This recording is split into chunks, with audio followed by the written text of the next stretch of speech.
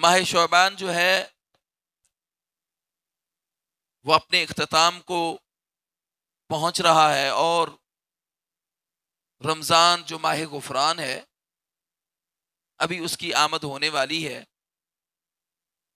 بہت بڑی غلط فہمی امت مسلمہ کو، اور جو عموم میں بعض علماء اور مولوی حضرات بھی منبر و محراب پر اپنے دروس میں یہ کہہ دیتے ہیں کہ یہ جی مہینہ مہمان ہے۔ یہ مہینہ مہمان نہیں ہے، ہم مہمان ہیں۔ مہینہ تو ہر سال اپنی روٹین کے ساتھ آنا ہے، وہ تو کبھی نہیں رک سکتا، وہ اللہ کا ایک نظام ہے۔ وہ دین اسلام کے اندر اس ماہ مقدس اور یہ جو ماہ غفران ہے، اس نے اپنے اس روٹین وائز ہر سال آنا ہے، اور ہمارا نہیں علم کہ ابھی ہمیں موت آ جائے ہم اس کو پا سکتے ہیں کہ نہیں پا سکتے، ہم اس بخشش والے مہینے کے اندر اپنی بخشش کروا سکتے ہیں کہ نہیں کروا سکتے، ہم اپنے اللہ مالک الملک سے اس ماہ کے اندر مناجات کر سکتے ہیں کہ نہیں کر سکتے، ہم اس مالک الملک کے کتنا قریب ہو سکتے ہیں ہمیں یہ پتہ بھی نہیں ہے۔ مگر ہر انسان کو سعی، کوشش، جد و جہد جاری رکھنی چاہیے کہ اللہ مالک الملک کی قربت کو حاصل کرنے کے لیے ہر وہ عمل جو اللہ اور اس کے رسول صلی اللہ علیہ وآلہ وسلم کی شریعت کے خلاف ہے اسے رک جائے۔ یہ ہم نے سوچنا ہے کہ ماہ شعبان کے اندر ہم نے کتنی محنت کی ہے، سارے ہی جانتے ہیں، بارہا خطبات سنے جاتے ہیں، دروس بھی، علماء کے بیانات بھی، کہ جناب محمد الرسول اللہ صلی اللہ علیہ وآلہ وسلم ماہ شعبان کے اندر کیا اعمال اختیار کرتے تھے ماہ رمضان کی تیاری کے لیے، کس طرح اپنے آپ کو اللہ کے نبی صلی اللہ علیہ وسلم تیار کرتے تھے۔ ہم یہ جانتے ہیں کہ اللہ کے رسول شعبان میں سب سے زیادہ روزے رکھتے تھے، تو روزہ رکھنا کوئی بڑی بات نہیں ہے۔ یہ ابھی ان دنوں میں بھی کئی دفعہ، یعنی میں خود اپنی بات کر رہا ہوں کہ ہمارے ساتھ ایسا ہوا کہ صبح ناشتہ بھی نہیں کیا، اور سارا دن اس قدر ہم مشغول رہے، مصروف رہے کہ سارا دن کچھ بھی کھانے کا موقع نہیں ملا، تو شام رات کو جا کر ہم نے کھانا کھایا، کوئی 9-10 بج گئے۔ تو بھوکا پیاسا رہنا کوئی مشکل بات نہیں ہے، حصہ تو ہے، دقت تو انسان کو ہوتی ہے، لیکن وہ اس لیے کہ انسان جب بھوکا اور پیاسا رہے تو پھر حلال چیزوں سے وہ رکتا ہے، اور بھوکا پیاسا رہ کر وہ اس چیز کو ثابت کرتا ہے کہ امت مسلمہ میں کئی ایسے غریب لوگ ہیں جن کو ایک وقت کا کھانا ملتا ہے، دوسرے وقت کا کھانا میسر نہیں ہے۔ یہ پریکٹس ہے، یہ تربیت ہے، یہ ٹریننگ ہے کہ جس طرح تم بھوکے اور پیاسے رہتے ہو اللہ کی ذات کے لیے، عموم میں جب کسی بھوکے اور پیاسے کو دیکھو تو اپنے پیٹ کو روک کر اس کو پہلے کھانا کھلاؤ، اس کو پہلے پلاؤ۔ اگر یہ جذبہ ایمان پیدا نہیں ہوتا تو پھر تو ایک فارمیلٹی ہے، ہم ہر سال پوری کرتے ہیں کہ ہم روزے رکھ رہے ہیں، اور وہ ماہ رمضان گزر جاتا ہے، پھر ماہ رمضان آ گیا، پھر وہ گزر گیا، پھر وہ ماہ رمضان آ گیا اپنے روٹین کے مطابق۔ مگر ہمارے اندر کیا تبدیلی پیدا ہوئی، ہمارے اندر کیا نکھار پیدا ہوا، ہم نے کیا محسوس کیا کہ ہم بدلے کہ نہیں بدلے؟ جس طرح 5 وقت کے نمازی ہم جو ہے رمضان میں ہو جاتے ہیں، کئی بدقسمت اور بدبخت ایسے ہیں وہ رمضان میں بھی نمازوں کی پرواہ نہیں کرتے ہیں، بسا اوقات پڑھ لی، بسا اوقات چھوڑ دی۔ مگر میں یہ سمجھتا ہوں، یہ غالب گمان ہے، انالیسز ہیں کہ میرا خیال ہے کہ زیادہ لوگ اس چیز کا اہتمام کرتے ہیں کہ وہ نمازیں بھی پڑھتے ہیں، کیونکہ اس کے اندر شیطان تو بند ہوتا ہے، لیکن فی صدور الناس، خود انسان کے جو سینے کے اندر شیطان چھپا ہوا ہے، ایک ناسور جو پلتا ہے، وہ آزاد ہوتا ہے، خود اس کا نفس آزاد ہے، اسے اپنے نفس کو کنٹرول کرنا ہے۔ اور اس کی پریکٹس ہے کہ ماہ شعبان کے اندر انسان اپنے دل کو دھوئے، صاف کرے، اس کو قلب سلیم بنائے، ایمان کی آنچ کے ساتھ پگھلا کر۔ اس کو معلوم ہونا چاہیے کہ ایمان کیا شے ہے، کیونکہ اللہ نے ایمان والوں کے لیے روزے کی بات کی ہے، مسلمانوں کے لیے بات نہیں کی ہے۔ مسلمان تو ہم ہیں الحمدللہ، لا الہ الا اللہ محمد رسول اللہ ہم نے پڑھا ہے۔ جس طرح بدو تھے اللہ کے نبی صلی اللہ علیہ وسلم کے دور کے اندر، تو وہ بھی لا الہ الا اللہ محمد رسول اللہ پڑھنے والے تھے، لیکن جب وہ ایمان کا دعویٰ کرنا شروع ہو گئے، پھر اللہ نے قرآن کی وحی نازل کر دی کہ قالت الاعراب آمنا، اے پیغمبر صلی اللہ علیہ وآلہ وسلم، یہ بدو یہ جو ہے دیہاتی آپ سے آ کر ایمان کا دعویٰ کرتے ہیں اور یہ کہتا ہے جی آمنا ہم ایمان والے ہیں، فرمایا کل ان سے کہہ دیجئے لم تؤمنو ہرگز تم مومن نہیں، ابھی تو تم نے ایمان کو چکھنا تو بڑی دور کی بات ہے، ابھی تو تم ایمان کی کسی شاخ کو چھو بھی نہیں سکے تو تم ایمان کے دعوے کرتے پھرتے ہو، فرمایا ہرگز تم مومن نہیں، ولیکن قولوا اسلمنا، اسی طرح ہی ہم ہیں کہ ہم نے صرف لا الہ الا اللہ محمد رسول اللہ پڑھا ہے جس طرح انہوں نے لا الہ الا اللہ محمد رسول اللہ کہا تھا۔ وہ دعوے وہی بدوؤں والے ہیں آج کے مسلمانوں کے، اور اگر انالیسس کیا جائے اس دور کے منافقین کا اور آج کے مسلمانوں کا تو تعجب اس بات پہ ہوتا ہے کہ منافق جو ہے وہ شاعر اسلام پر عمل کرتے تھے، رسول اللہ صلی اللہ علیہ وسلم کی بات سنتے تھے، اللہ کے رسول صلی اللہ علیہ وسلم کے پاس بیٹھتے تھے، نمازیں بھی پڑھتے تھے، لیکن آج کا مسلمان نمازیں بھی نہیں پڑھتا، آج کا مسلمان سچ بھی نہیں بولتا، آج کا مسلمان ایماندار بھی نہیں، دیانتدار بھی نہیں، آج کا مسلمان دھوکہ اور فراڈ کرنے میں کوئی شرم محسوس نہیں کرتا، آج کا مسلمان کسی کے ساتھ داؤ پیچتے کھیلتے وقت کوئی اللہ کا اس کو خوف نہیں ہے کہ وہ اللہ مجھے دیکھ رہا ہے، میں انسان سے بچ جاؤں گا، دنیا کی نگاہوں سے بچ جاؤں گا۔ اکیلے میں بیٹھ کر جرم کرنے والا انسان آزاد ہے، اس کو دنیا کی کوئی آنکھ نہیں دیکھ رہی، وہ چھپا ہوا ہے دنیا کے انسانوں سے، ڈرتا ہے وہ انسانوں سے کہ کسی انسان پر میری برائی نہ کھل جائے، کسی انسان پر میرا کوئی عیب جو ہے عیاں نہ ہو جائے، کوئی انسان میرے گناہ کو دیکھ نہ لے، میں بدنام ہو جاؤں گا، میں معاشرے کے اندر جو ہے وہ عزت یاب نہیں بنوں گا، میری پھر عزت نہیں ہوگی، پھر میں ذلیل و رسوا ہوں گا، لوگ مجھے اچھی نگاہ سے نہیں دیکھیں گے۔ خیر بڑا فرق ہے وہ جو پہلا دور گزر گیا اور اب کے دور کے اندر، اس دور کے اندر انسان چھپ کر گناہ کرتا تھا، اب تو سر عام بھی کر کے وہ بدماش ہے، اور اس دور کے اندر شریف آدمی جو ہے وہ مظلوم ہے، اور جو دلالی کرنے والا ہے وہ نواب ہے، اس کی رسپیکٹ زیادہ ہے۔ یہ میں مثال دیتا ہوں تو جس کی جیب وزنی ہو، جس کی جیب کے اندر پیسے ہوں، لوگ اس کی جو ہے بکواس اور اس کی نازیبا باتوں کو بھی بڑے غور و فکر اور تدبر سے سنتے ہیں، گویا کہ وہی سمجھتے ہیں کہ یہ بہت اچھی باتیں کر رہا ہے، اور ایک آدمی جو مفلس ہے، جس کے بعد دولت اتنی زیادہ نہیں ہے، جو غریب ہے، اس کی بات بھی سننے کے لیے تیار نہیں ہوتی، چاہے وہ خالص بات کر رہا ہو جس سے زندگی میں انقلاب پیدا ہو سکتا ہے۔ یہ تفریق ہے اس دور کے لوگوں کے اندر۔ اس دور میں برائی کرنے والا جو ہے وہ حیا کرتا تھا اور شرماتا تھا اور ڈرتا تھا، آج دور کے اندر جو ہے وہ دلالی کرنے والا دندناتا پھر رہا ہے روئے زمین پر، اور اکڑ کر تناؤ شریف آدمی چھپتا ہے کہ کہیں میں اس برے کے ہتھے نہ چڑھ جاؤں، کہیں جو ہے وہ اس شر کے اندر میں شامل نہ ہو جاؤں، کہیں میں اس فتنے کا شکار نہ ہو جاؤں۔ شریف آدمی جو حقیقی طور پر شریف ہے وہ چھپتا پھرتا ہے، اور باقی تو ہر آدمی انسان ہے، انسان کا نفس آزاد ہے، وہ جس طرح چاہے وہ کرتا ہے، اور کسی کو سجدہ کرنا، کسی زمین کے سامنے جھک جانا، کسی پتھر کے سامنے جھک جانا، جرم تو جرم ہے، یہ بھی شرک ہے، مگر یہ بھی شرک ہے کہ تم اللہ کے مقابلے میں اپنے نفس کو زیادہ جو ہے برتر سمجھو اور اپنے نفس کو معبود بنا رکھو اور اپنے نفس کی بات کو مانو، اور اسی میں اپنے اندر جو ہے وہ بدماشی اور اپنے اندر تکبر اور انانیت پیدا کرو۔ افارأیت من اتخذ الہہ ہواہ، کیا تم نے اس شخص کو نہیں دیکھا جس نے اپنے نفس کو معبود بنا رکھا ہے؟ وہ رب کو معبود نہیں سمجھتا، وہ رب کو رب نہیں سمجھتا، وہ صرف فارمیلٹی ہے، ایکسپٹ کر رہا ہے، زبان سے کہہ رہا ہے، ابھی دل اس کا اس چیز پر ایگری نہیں ہوا، ابھی جو ہے وہ تصدیق بالقلب کا معیار پیدا نہیں ہوا۔ تصدیق بالقلب ہو جائے اور پھر لا الہ الا اللہ محمد رسول اللہ کہنے والا جھوٹا ہو، پھر وہ بے ایمان ہو، پھر وہ خیانت کرنے والا ہو، پھر دھوکے باز اور فراڈیا ہو، پھر وہ ناپ تول میں کمی کرے، وہ جھوٹی قسمیں کھا کر مال بیچے، وہ ناپ تول میں کمی اور ملاوٹ کرنے والا ہو، وہ رشوت خور اور دلالی کرنے والا ہو، وہ سود خور ہو۔ یہ ہو سکتا ہے کہ لا الہ الا اللہ بھی کہا، محمد رسول اللہ صلی اللہ علیہ وسلم بھی کہا، وہ زبان سے اس نے اقرار بھی کیا اور دل اس کا اس چیز پر ایگری ہو گیا، وہ تصدیق بالقلب اٹیسٹڈ کیا کہ تصدیق ہو چکی کہ اب تیرا جینا اور مرنا، تیری پوری کی پوری زندگی کا انحصار ان دو دائروں کے اندر ہے، ان حدود کے اندر ہے، یہ لیمٹس قائم ہے، ان لیمٹس کو تم نے کراس نہیں کرنا۔ اس کو معلوم ہے کہ بغاوت ہے، سرکشی ہے، اس کو معلوم ہے کہ جرم ہے، اس کو معلوم ہے کہ اللہ کے ہاں میں مجرم قرار دے دیا جاؤں گا، اس کو معلوم ہے کہ اللہ کا عذاب پھر میرے لیے تیار ہوگا، اس کو معلوم ہے پھر جہنم کا ایندھن بن جاؤں گا، پھر وہ ہر اس چیز سے رکے گا، ہر اس عمل سے رکے گا، ہر اس برائی سے رکے گا، ہر اس بات سے رکے گا جو ہر عمل قرآن اور جناب محمد الرسول اللہ صلی اللہ علیہ وسلم کے فرمان کے خلاف ہے۔ کہاں تک تیاری کی ہے؟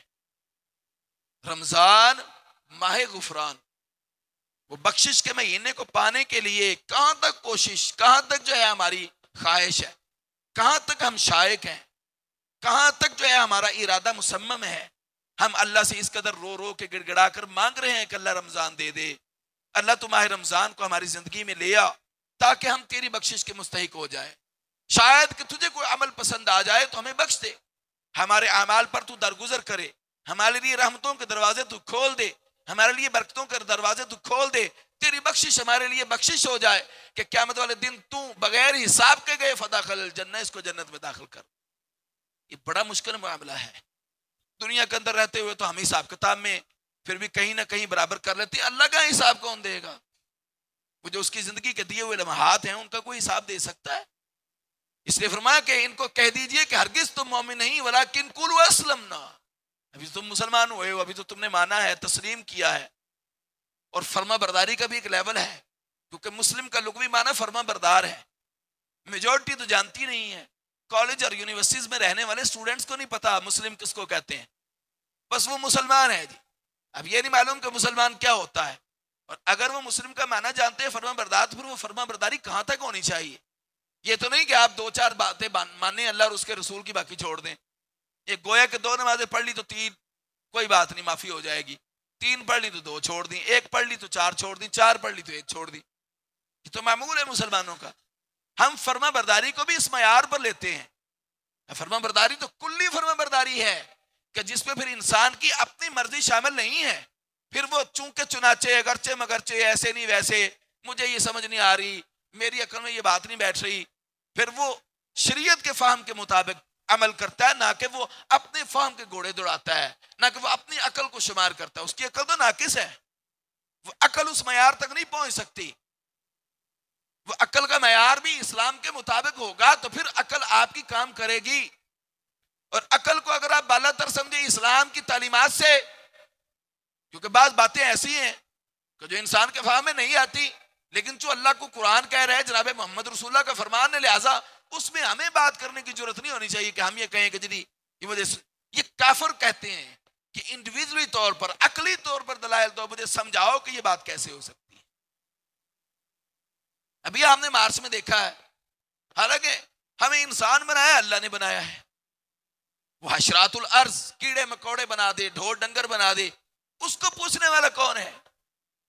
ہماری ذات اور ہماری اوقات، نہ ہمارا کوئی حسب اور نسب ہے، اور اللہ کیا حسب نسب کنسیڈر ہی نہیں کرتا. ان اکرمکم عند اللہ اتقاکم، وہ تو تقوی والوں کو اپنے ہاں معزز کہتا ہے، سید کو تو معزز کہتا ہی نہیں. وہ نہ کسی کھوکھر کو، نہ کسی رانے کو، نہ کسی راجپوت کو، نہ کسی رنگڑ کو، نہ کسی شیخ کو، نہ کسی بٹ کو.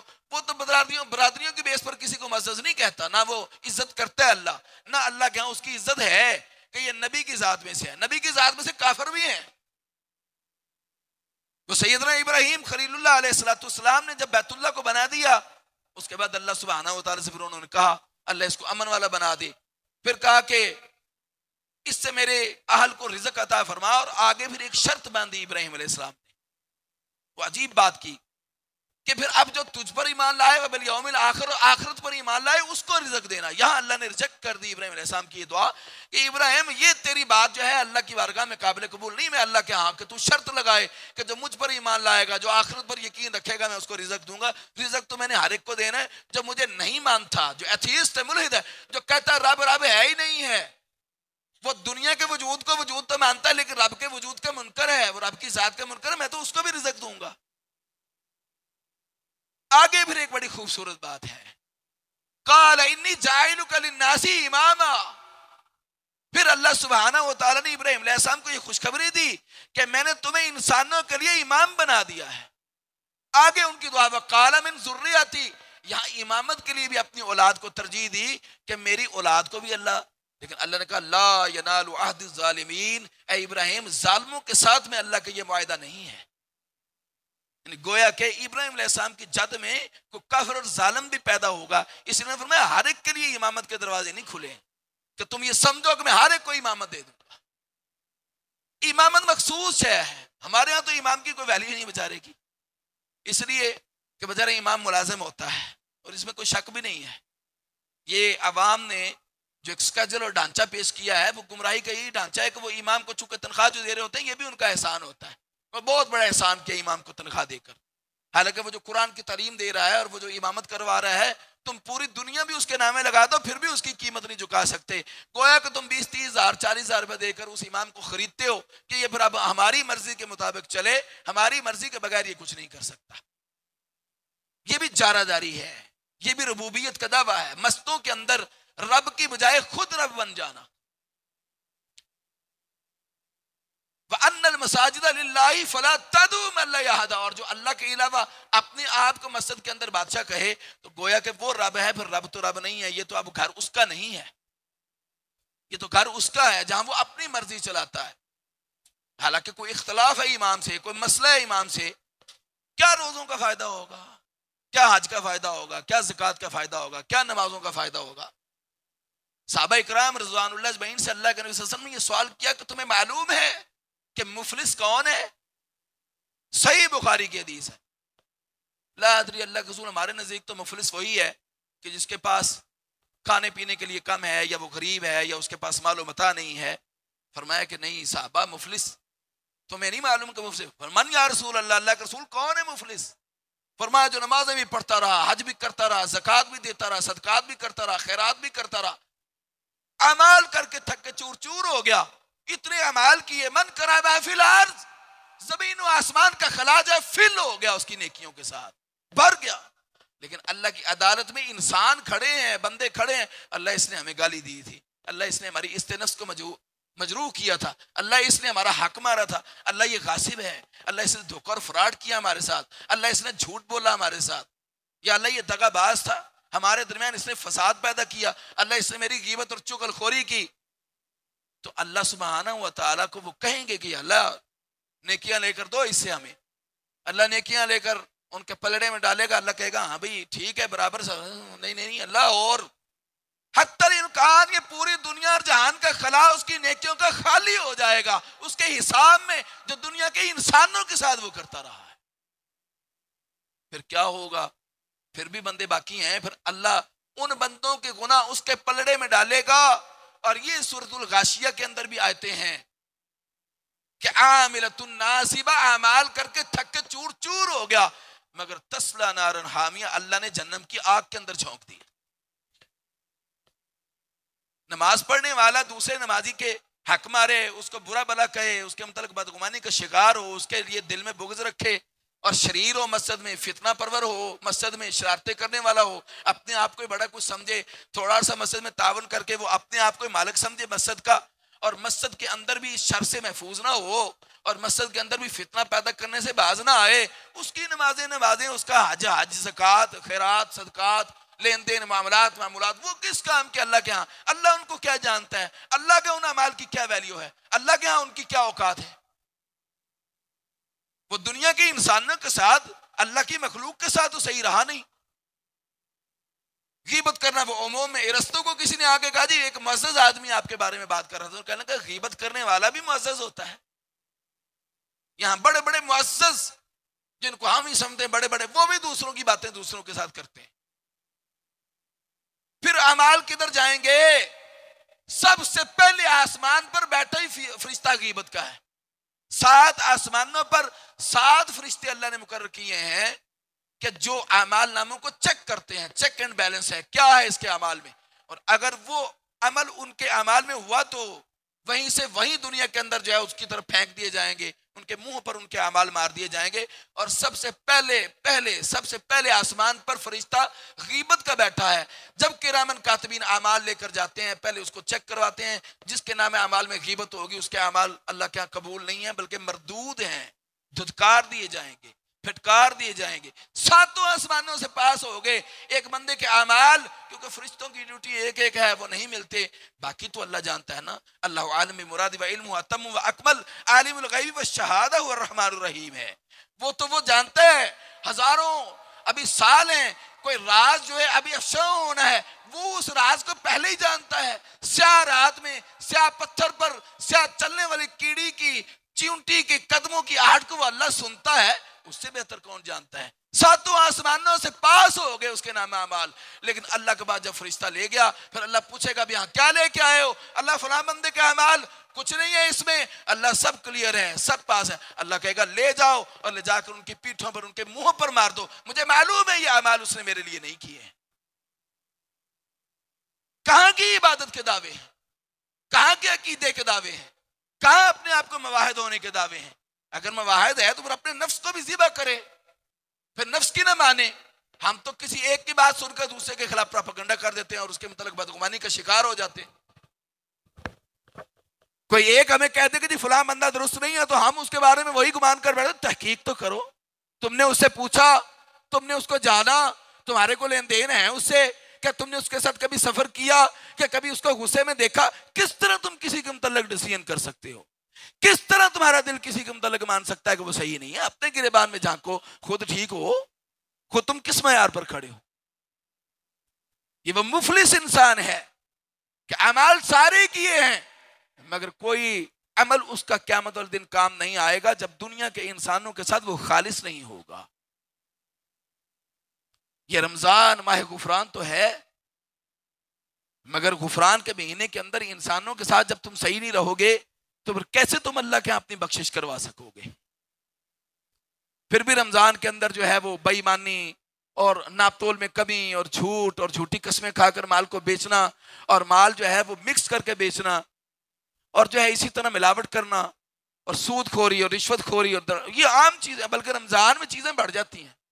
عام دنوں میں سستی ہوتی ہیں، رمضان میں ریٹ ہی بڑھ جاتے ہیں. یہ مسلمانوں کا حال ہے کہ کجا کے مسلمان ریلیف دیں، مسلمان اور زیادہ معاذ اللہ جو ہے سختی کرتے ہیں. اور کافروں کے ملکوں کے اندر صرف اعمال میں فرق ہے، وہ اعمال کرتے ہیں جو عین قرآن اور محمد رسول اللہ کے فرامین کے مطابق ہیں، صرف انہوں نے کلمہ نہیں پڑھا ہے، بس اتنا فرق ہے. وہ لا الہ الا اللہ محمد رسول اللہ کہہ دے تو اس میں کوئی شبہ اور کوئی شک نہیں کہ اللہ ان کو جنت دے دے گا. لیکن یہ یاد رکھ لو وقودھا الناس والحجارہ، قرآن کہتا ہے کہ جہنم کا ایندھن انسان اور پتھر ہے. اس لیے اپنے آپ کو بچانا ہے تو پھر انسانوں کے ساتھ خالص ہو جاؤ، مخلص ہو جاؤ. یہ عناد، دشمنی، یہ بغض، یہ حسد، یہ چھوڑ دو. دنیا کے انسانوں کے ساتھ دھوکہ اور فراڈ چھوڑ دو، بے ایمانی کرنا چھوڑ دو، کسی کو حقیر جاننا چھوڑ دو. جیسا علم کے بارے میں اللہ کی قرآن کے اندر آیت وَفَوْقَ كُلِّ ذِي عِلْمٍ عَلِيمٍ، ہر علم والے کے اوپر علم والا ہے. مجھے تو نہیں ہے سب کچھ آتا، مجھ سے بہتر دنیا کے اندر کئی نہ کئی اور بڑے بڑے علم کے ستون دنیا کے اندر موجود بیٹھے ہیں. یہ تو نہیں کہ جو میں کہہ رہا ہوں وہ صحیح ہے.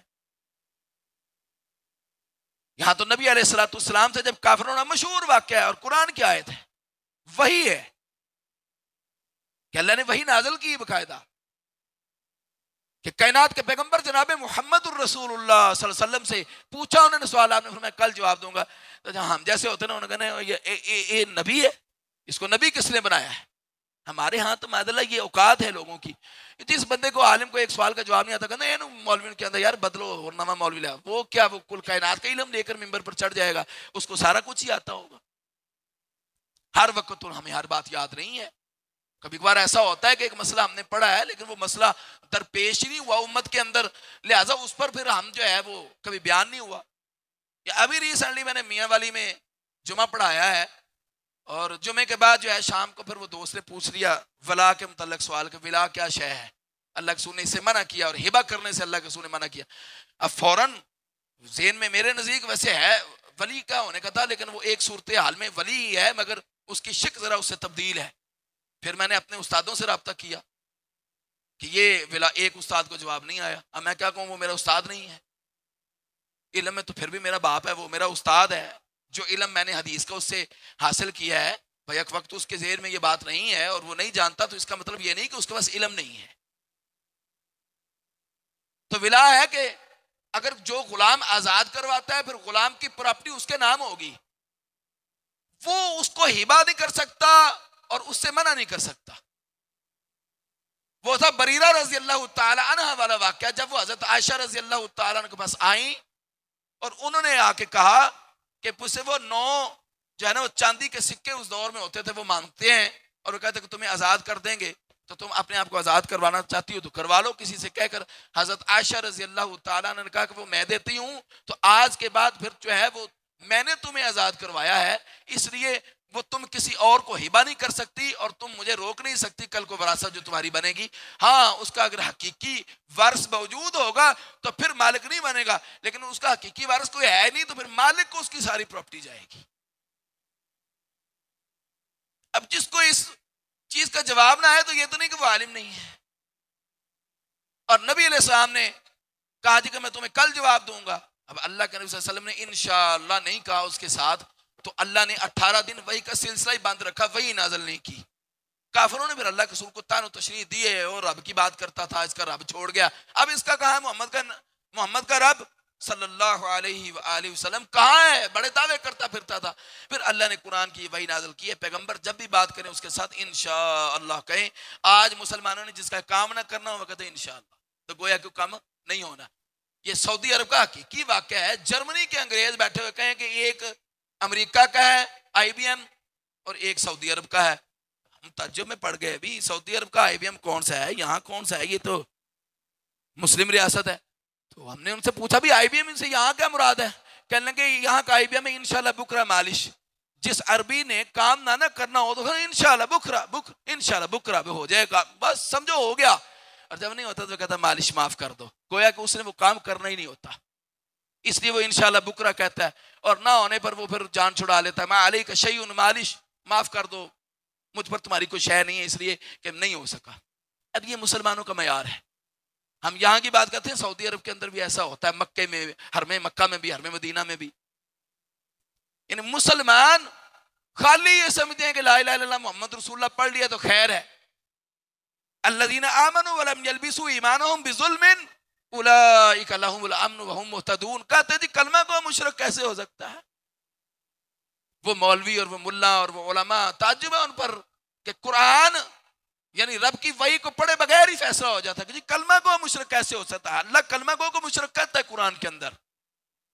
اللہ کہتا ہے کہ الذین آمنوا، جو لوگ ایمان لائے، ولم یلبسوا ایمانہم بظلم، لیکن انہوں نے ظلم کی ملاوٹ نہ کی ہو اس ایمان کے ساتھ. گویا کہ وہ لا الہ الا اللہ محمد رسول اللہ پڑھنے والے ہیں مگر ظلم کی ملاوٹ، گویا کہ مشرک ہو سکتے ہیں. اب وہ ظلم کیا ہے؟ اس پر صحابہ کو تعجب ہوا. لکسو ظلم، ربنا ظلمنا انفسنا، لکسو ظلم تو ہم نے اپنے نفسوں پر کیا ہی، ظلم سے مراد کیا ہے؟ الم تسمعوا الی قول لقمان لابنہ، کیا تم نے نہیں سنا لقمان نے اپنے بیٹے کو کیا کہا تھا؟ یا بنی لا تشرک باللہ ان الشرک لظلم عظیم. اے میرے بیٹے لا تشرک باللہ، اللہ کے ساتھ کسی کو شریک نہ ٹھہرانا. ان الشرک لظلم عظیم، بے شک شرک بہت بڑا ظلم ہے. یہ ہے ظلم، یہ ہے الذین آمنوا ولم یلبسوا ایمانہم بظلم. کلمہ تو پڑھ لیا ہے مگر یہ نہ ہو کہ کلمہ پڑھنے کے بعد بھی دوسروں کے دروں پر جا کر جھکتے رہو. کسی کے سامنے رکوع کر لو، کسی کے سامنے جھک جاؤ اور کسی کے سامنے جبین نیاز کو ماتھا ٹیک دو. یہ اللہ کو منظور نہیں ہے. ان اللہ لا یغفر ان یشرک بہ ویغفر ما دون ذلک لمن یشاء. جب تک تم شرک کی توبہ نہیں کرتے، ان اللہ لا یغفر، بے شک ہرگز اللہ شرک کو کبھی معاف کرے گا ہی نہیں. شرک کے لیے معافی کا تصور بھی نہیں، تخفیف بھی نہیں ہے کہ شاید کہ اللہ چھوڑ دے، یہ بھی نہیں ہوگا. وَيَغْفِرُ مَا دُونَ ذَلِكَ لِمَن يَشَاءُ، اس کے علاوہ جو بھی چاہو کرو، لیکن اللہ چاہے گا تو جو چاہے گناہ کو معاف کر سکتا ہے مگر شرک معاف نہیں کرے گا. اس لیے شرک کے لیے پھر توبہ ہے، پھر اس سے مغفرت ہے، پھر اس کی طرف جھکنا ہے، پھر اس سے استغفار ہے. اور جھکنے کا مطلب یہ نہیں ہے کہ ابھی جھک گئے اس کے بعد پھر باغا بھی. یہ وہ ان کو قرآن نے کہا ہے مقتصد کہ یعنی نیکی اور بدی ساتھ ساتھ ہے. 3 طبقات کا ذکر قرآن نے کیا ہے، ایک ظالم، ایک مقتصد اور ایک وَاسْتَبِقُوا الْخَيْرَاتِ، نیکیوں میں بازی لے جانے والے. اور نیکی کرنا آسان ہے. وہ جو ابھی میں نے مفلس والی حدیث آپ کو سنائی ہے صحیح بخاری کی، نیکیاں کرنا آسان ہے. نیکیاں کرتا تو ہے ہر انسانی، بڑھ چڑھ کر نیکی کرتا، لیکن نیکی کو سنبھالنا بھی ہے. یہ نہیں کہ خالی نیکی کر دی ہے. اب نیکی تو کر دی، جب کسی کے دل کو تکلیف پہنچا دی، جب کسی کی استنفس کو مجروح کیا، کسی کو گالی دے دی، کسی کے خلاف غیبت کر دی، چغل خوری کر دی، کسی کے خلاف پروپیگنڈا کیا، دوسرے کو کسی کے خلاف بھڑکا دیا تو پھر کوئی نیکی بھی قبول ہونے والی نہیں. سمجھو کہ تم نے نیکیوں کو برباد کر دیا. اسے نیکیوں کے بعد نیکیوں کو سنبھالنا بھی ہے. یہ نہیں کہ نیکی بس کرنی ہے, یہ نہیں کہ نیکی اور بدی ساتھ ساتھ ہے, ادھر نیکی کر رہا ہے ادھر بدی ہے, ادھر نیکی ادھر بدی ہے, ادھر نیکی ادھر بدی ہے, تو ساتھ ساتھ چل رہا ہے. یہ مقتصد. اور وہ ظالم ہے جو بالکل کلی طور پر ظالم ہے. قرآن تو ہے مگر قرآن کو مانتے نہیں ہیں. ابھی دیکھو نا, جب بیبیاں ساری کی ساری عورتیں نکل آئی تھیں, وہ عقل کی کمی ہے. حقوق یعنی حقوق الناس ہونے چاہیے. حقوق نسواں کا شاید اسلام تو حقوق نسواں دیتا ہے. کب اسلام نے روکا ہے؟ کب عورت کو مقام نہیں دیا؟ حیا کے دائرے میں رہ کر اگر ایک عورت جاب کرنا چاہے تو کر سکتی ہے, نہیں اسلام روکتا ہے. کیونکہ دوران جنگ جو ہے صحابیات نے پانی بھی پلایا قیدیوں کے لیے, پانی بھیجا ہے, وہ صحابیات تھیں.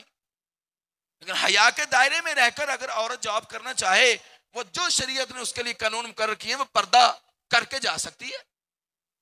مجبور ہے کہ کسی کے گھر میں مرد ہے ہی نہیں, وہ سودا صرف لینے بھی جا سکتی ہے.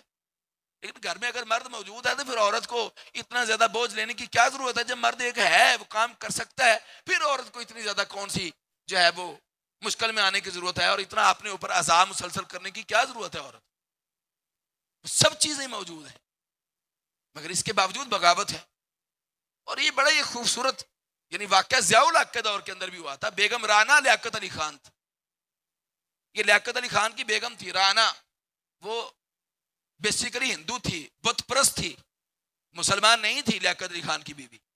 اور ضیاء الحق کے دور میں قومی اسمبلی کے اندر انہوں نے بھی ایک شور مچا دیا, بس جی تمہارا کیا دین ہے, کیا اسلام ہے, اس میں تو انصاف ہی نہیں, عدل ہی نہیں. اور رب کہتے ہو اپنے رب کو, اور محمد صلی اللہ علیہ وسلم کو مانتے ہو, اور انصاف وہ کرتا نہیں ہے. مرد قتل ہو جائے تو 100 اونٹ دیت ہے, عورت قتل ہو جائے تو 50 اونٹ دیت ہے. یہ کیا فرق ہے؟ آدھے آدھے کا فرق کیوں ہے؟ جیسے بعض دفعہ عورتوں کو یہ بیماری پڑ جاتی ہے کہ جی مرد کی گواہی جو ہے وہ ایک اور عورتوں کی دو ہوں تو ایک کے برابر ہیں. یہ کیا ہے؟ مگر یہ ہے کہ فہم کی کمی ہے کہ سمجھا نہیں قرآن اور جناب محمد رسول اللہ صلی اللہ علیہ وسلم کے فرمان. یہ جب ساری باتیں ہوں گی تو پھر رمضان ماہ غفران نہیں ہوگا. پھر آپ یہ نہ سمجھیں کہ روزے رکھ کے ہم نے بڑی اللہ کی عبادت کر لی تو ہم بخش دیے جائیں گے, تو روزے رکھ لیے گویا کہ اللہ پر احسان کر لیا. پھر بھی جو ہے آنکھ جو ہے وہ پھر بھی جرم میں رہی, کان پھر بھی جرم میں رہے, دل پھر بھی جرم میں رہا, زبان پھر بھی جرم میں رہی, جی ہاتھ اور پاؤں کے ساتھ بھی اس نے جو ہے وہ کسی چیز کی پرواہ نہیں کی, اور بس وہ خالی بھوکا اور پیاسا رہا صبح سے لے کر شام تک. یعنی روزے کے ساتھ اللہ نے تقوی کو منسلک کیا ہے. اسی طرح ایک مقام پر دوستی کے ساتھ اللہ نے تقوی کو منسلک کیا. یا ایھا الذین آمنوا کتب علیکم الصیام کہا ہے, کتب علیکم الحج, کتب علیکم الصلاۃ نہیں کہا اللہ نے. لیکن کتب علیکم الصیام کہنے کے بعد لعلکم تتقون اینڈ پر, یہ تقوی کی بات کیا ہے؟ تقوی کا شے ہے. میں اتنا اچھا اور خوبصورت بن کے داڑھی رکھ کے جو میں یہ نہ سمجھوں کہ میں تقوی کے اندر ہوں. تقوی تو یہ ہے لوگوں سے میں بچتا پھر رہا ہوں کہ میری کوئی شہر نہ دیکھے, برائی نہ دیکھیں. تقوی تو اس چیز کا نام ہے کہ میں اکیلا بیٹھا ہوا ہوں, مجھے برائی مل رہی ہے کھلے عام, میں جرم کر سکتا ہوں, گناہ کر سکتا ہوں, کوئی دنیا کی آنکھ مجھے دیکھنے والی نہیں ہے, کوئی مجھے ہراساں نہیں کیے ہوئے ہے, میں آزاد فل فریڈم میں ہوں. لیکن میں اللہ سے ڈر جاؤں, یہ تقوی ہے کہ میں گناہ چھوڑ دوں اس لیے کہ اللہ مجھے دیکھ رہا ہے. یہ کتب علیکم الصیام والوں کے لیے جو روزے رکھنے والے جن پر لکھے ہوئے, اور وہ بھی یا ایھا الذین آمنوا, ایمان والوں سے اللہ مخاطب ہے. اے ایمان والوں تم پر روزے لکھ دیے گئے ہیں, مسلمانوں پر روزے نہیں لکھے گئے. مسلمان پہلے ایمان والا بنے تو صحیح, وہ ایمان کو جانے تو صحیح, وہ ایمان تو سیکھے. ایمان کیا شے ہے؟ وہ ایمان کو جانے اور پہچانے. ایمان اللہ نے کس کو کہا ہے؟ یہ کون سے ایمان والوں کو اللہ مخاطب کر رہا ہے؟ وہ ایمان والے ہم بھی ہو سکتے ہیں الحمدللہ, یہ نہیں کہ ہم نہیں ہیں. مگر جب تک ہمارے اندر یہ حرکات یعنی یہ ہماری سوشل لائف معاشرتی زندگی رہے گی تو پھر ہمارے اندر ایمان نہیں ہے. پھر ہم نے خالی صرف اور صرف جو ہے وہ اسلام کو قبول کیا ہے, اور ابھی ہم نے صرف کلمہ کہا ہے اور کلمے پر عمل نہیں کیا ہے. لا الہ الا اللہ کو جانا نہیں ہے. لا الہ الا اللہ کو جان جائے گا پھر اس کا نفس کوئی شے نہیں, اس کا نفس آڑے آ ہی نہیں سکتا. وہ اپنے نفس کو پھر ذبح کر دیتا ہے اللہ کی الوہیت کی راہ میں, کہ اس کے نفس کی کوئی چیز اس پر غالب نہیں آتی. اس کو معلوم ہے کہ جو حکم اللہ کا ہے میں اسی کو بجا لاؤں گا, میرے نفس کی کوئی بات میں ماننے والا نہیں. یہ ہے اصل جہاد. انسان پہلے ان چیزوں کا پابند تو ہو جائے. Do I really believe that Quran is the word of Allah? یہ قرآن ہے جو ہمیں اس چیز سے متعارف کرواتا ہے، جو ہمیں یہ چیزیں بتلاتا ہے، وہ اللہ کی لیٹر اور چٹھی اور خط ہے جس کو ہم پڑھتے نہیں ہیں۔ اور یہ ایک مولانا کا حقیقی واقعہ، لوگ مولویوں کو بڑا آزماتے ہیں اور آزمایا بھی انہوں نے حقیقی، اور یہ جماعت کا ہی ایک مولانا کا حقیقی واقعہ، وہ انہوں نے مولانا کی گھر میں کھانا تھا، پروگرام کے بعد انہوں نے ریال رکھ دیے تھے مولانا کے پاس۔ اگلے سال پھر جب ہوا پروگرام تو انہوں نے پھر ریال رکھ دیے۔ تب جو ہے نا ریال کے ساتھ قرآن نہیں پڑھا تھا، پہلے جب کھانا کھلایا تو ریال بھی رکھے تھے، ساتھ قرآن بھی تھا۔ اس دفعہ قرآن ساتھ نہیں تھا تو مولانا نے کہا بھی یہ تمہارے پیسے پڑے ہیں، ریال پڑے ہیں۔ تو وہ مولانا کو کہنا کہ جی پہلے سال جب آپ لے گئے تھے تو اب بھی آپ لے جاتے، ہم نے آپ کو کیا کہنا تھا۔ تو مولانا بڑا روئے، ٹھاٹھے مار مار کے روئے۔ تو وہ کہنا کہ مولانا روتے کیوں، ہم نے آپ کو کیا کہا ہے، ہم نے یہی کہا نا کہ پہلے آپ ریال لے گئے تھے تو اب بھی لے جاتے۔ کہنا کہ میں تو روتا اس لیے نہیں ہوں کہ تم نے میری ذات پر اٹیک کیا ہے، میں اس لیے نہیں رو رہا کہ تم نے میری تذلیل کی ہے، یا میں نے پہلے بھی باتیں سنی ہے کہ تم باتیں کرتے رہے ہو میرے بارے میں، مجھے یہ ہے ہی نہیں کہ میری ذات اس میں انوالو ہے۔ وہ اٹھے مولانا اور جا کر قرآن کو جب نکالا تو قرآن پر گر تھی، اس کو جھاڑا۔ کہنے کہ میں حیران ہوں، ایک سال اور یہ دیندار گھرانے جو اپنے آپ کو مواحد کہنے والے ہیں، جو مسلک کی بیس پر بڑے دعوے کرنے والے ہیں، ایک سال میں تم نے قرآن کو کبھی کھول کر ہی نہیں دیکھا کہ یہ قرآن ہے۔ انہوں نے پھر قرآن کھول کر جب قرآن کو کھولا تو قرآن کے اندر ریال تھے۔ انہوں نے کہا یہ میں تمہارے ریال جو پچھلی دفعہ تم نے رکھے تھے قرآن کے اندر رکھ گیا تھا، میں تو اس لیے روتا ہوں کہ اللہ یہ کیسا گھرانا ہے، ایک سال گزر گیا کبھی قرآن کو نہیں کھولا۔ یہ مسلمانوں کے گھرانوں کا حال ہے۔ اور ماہ رمضان میں بھی معاذ اللہ کہیں نہیں کھولتے، پورا سال تو کیا کہنے، اور اگر رمضان میں کھول لیا تو پورا سال نہیں کھولے تو پھر آپ نے اللہ کے ساتھ کون سا سودا کیا ہے۔ تو اللہ تعالیٰ سے دعا ہے اللہ ہمیں عمل کرنے کی توفیق عطا فرمائے اور اللہ تعالیٰ ہمیں معاف کر دے۔ ہم اس وقت جس گمراہی کے گڑھے پر کھڑے ہیں نا، وہ حال ایسا ہی ہے کہ ہم گویا کہ گمان کیے بیٹھے ہیں کہ اللہ کیا بخش دیے جائیں گے۔ اور اسی طرح قرآن مجید فرقان حمید کی جو آیت ہے وَلَوْ تَرَىٰ إِذِ الْمُجْرِمُونَ نَاكِسُو رُءُوسِهِمْ عِنْدَ رَبِّهِمْ رَبَّنَا أَبْصَرْنَا وَسَمِعْنَا فَارْجِعْنَا نَعْمَلْ صَالِحًا إِنَّا مُوقِنُونَ۔ یہ گویا کہ ہم گمان کرتے ہیں کہ کل کو ہمیں موقع دے دیا جائے گا، اور فرمائے کاش تم مجرموں کو اس حالت میں دیکھ لے۔ اللہ فرما رہے ہیں کہ کاش، ہمیں اللہ کہہ رہا ہے کہ کاش کہ تم مجرموں کو اس حالت میں دیکھ لے کہ اللہ ان کے ساتھ کیا کرے گا قیامت والے دن، کہ انہوں نے اپنے پروردگار کے روبرو سر جھکائے ہوں گے۔ وہ کیا کیا ہوگا؟ ناکسو رؤوسہم عند ربہم، اپنے رب کے سامنے سر جھکائے کھڑے ہوں گے، اور پھر وہ کیا کہہ رہے ہوں گے؟ ربنا، اے ہمارے رب، ابصرنا وسمعنا، انہوں نے کہا کہ اللہ ہم نے دیکھ لیا ہے، ہم نے سن لیا ہے۔ اللہ پھر کیا کر ہمیں فرمائے فرجعنا، بس ہمیں لٹا دے، واپس بھیج دے اللہ، پھر ہم کیا کریں گے؟ نعمل صالحا انا موقنون، اللہ ہمیں یقین آ گیا، ہم پھر نیکی کے عمل کریں گے، لیکن وہ موقع ملے گا، وہ اللہ واپس بھیجے گا۔ اس لیے موت کے آنے سے پہلے کہ جب تم پچھتاؤ اور کہو کہ ہم دنیا کے اندر ہمیں عمل کرنے چاہیے تھے، آج جیتے جی عمل کر لو۔ اس لیے اس نے کہا غنیمت ہے صحت علالت سے پہلے، یعنی صحت غنیمت ہے کہ تم اس سے پہلے کہ بیمار ہو جاؤ، اور بیمار ہو جاؤ گے تو کسی کام کا نہیں انسان رہتا۔ اس کا غنیمت ہے صحت علالت سے پہلے، فراغت مشاغل کی کثرت سے پہلے، کہ تمہیں اللہ نے وقت دیا ہوا ہے۔ اور یہی رسول اللہ کی حدیث ہے نعمتانی مغبون فیہما کثیر من الناس الصحت والفراغ، فرمایا دو نعمتیں ایسی ہیں سب سے زیادہ لوگ ان نعمتوں کی ناقدری کرتے ہیں، ان کی اہمیت کو نہیں جانتے۔ ایک صحت ہے، ایک فراغت ہے کہ اللہ نے وقت دیا ہوا ہے۔ اس نے فرمایا جوانی بڑھاپے کی زحمت سے پہلے، کہ جوانی میں انسان تقویت میں اللہ کو سجدے کر سکتا ہے، اور بڑھاپے میں سجدہ کرنا بھی اوکھا ہوتا ہے۔ ابھی یہ بزرگ ہمارے سامنے ہیں، یہ تو اللہ ہماری آنکھوں کے سامنے مثالیں دیتا ہے کہ جو کھڑے ہو کر نماز نہیں پڑھ سکتے وہ بیٹھ کر نماز پڑھ رہے ہیں، اور اللہ نے ہمیں قوت دی ہے کہ ہم جوان ہیں، پھر بھی اگر ہمیں عبادت کما حق کو اللہ کو سجدے نہ کریں، پھر ہم سے زیادہ بدبخت اور بدقسمت کون ہے؟